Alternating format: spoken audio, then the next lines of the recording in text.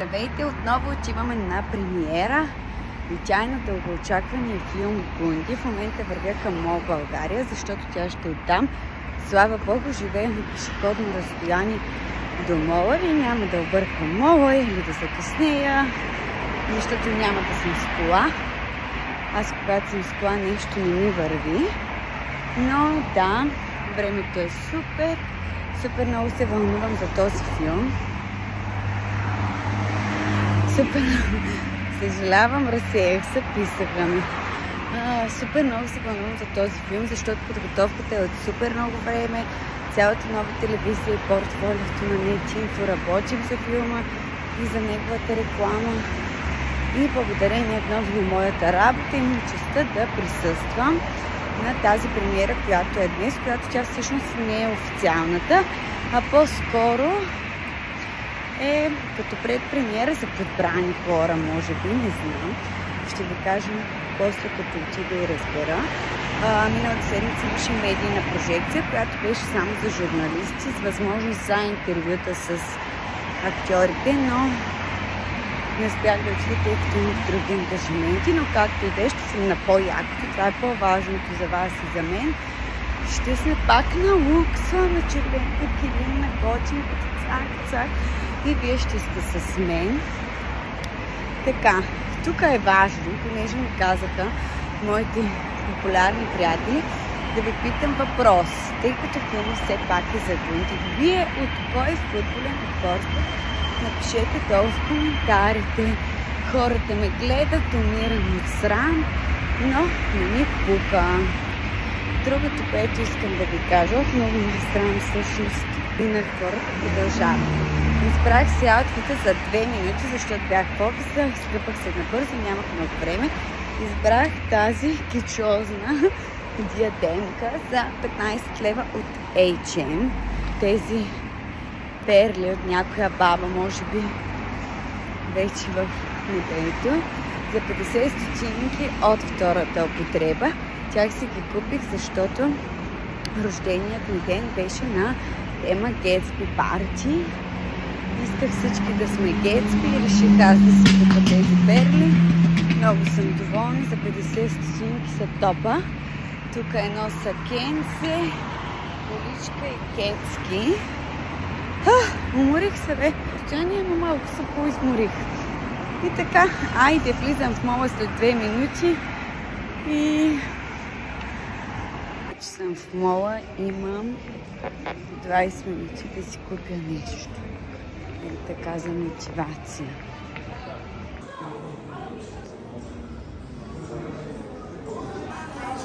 Ай! Гледай какво става.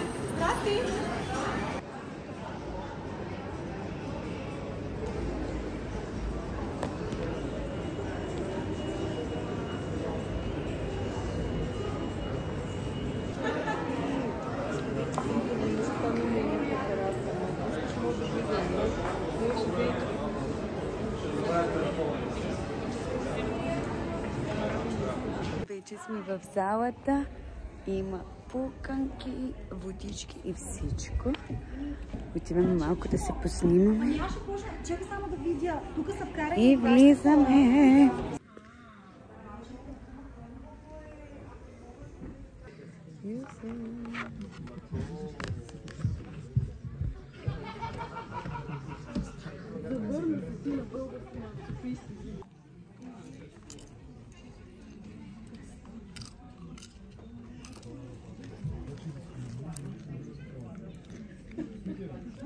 Включвам се да ви разкажа как мина премиерата на Гунди. Това беше инфлуенсърска премиера, на която бяха канени главно инфлуенсъри, на които техните последователи и като цяло българската аудитория наистина им вярва и беше с цел да може те да изкажат своето мнение за филма, дори да не им е харесал и да им е харесал, просто да изкажат мнение.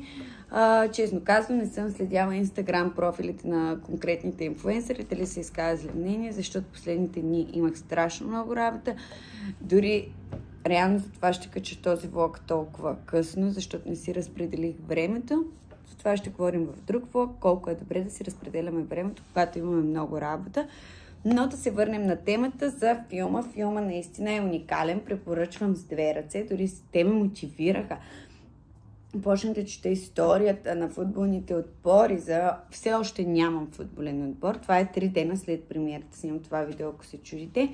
Но си сложих синият екип, за да съм тематична. Филмът е страхотен. Историята е разказана страшно добре.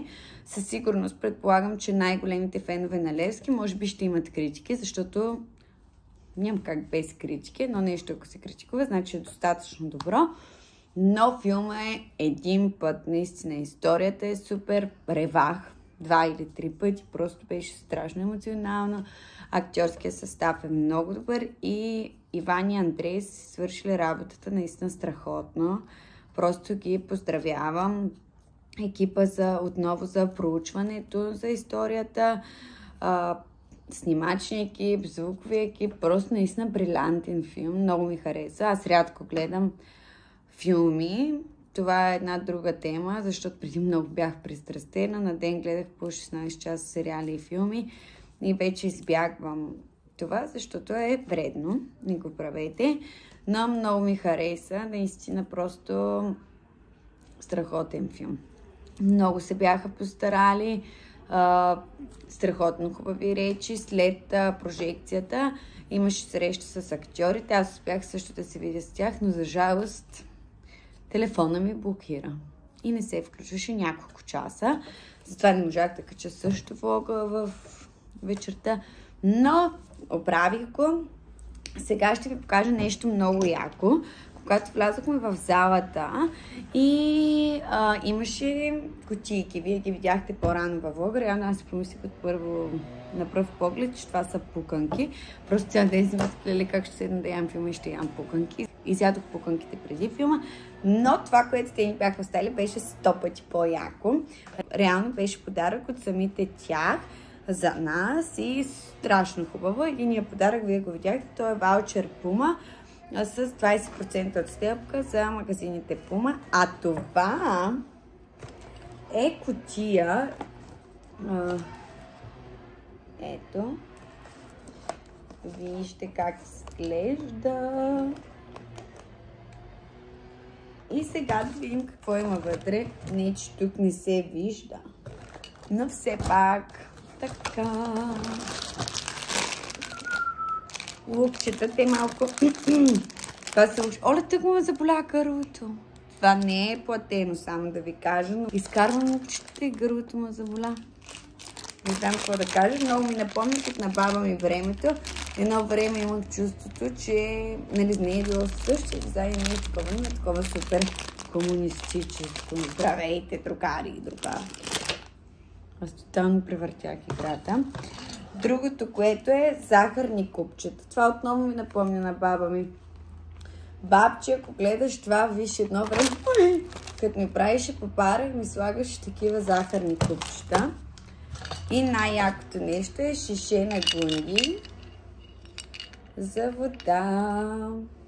Сега, ако бях един добър ютубър, който иска да пускам, да си натрупа последователи, бих пуснала гивъвей с това шише, но съжалявам, няма.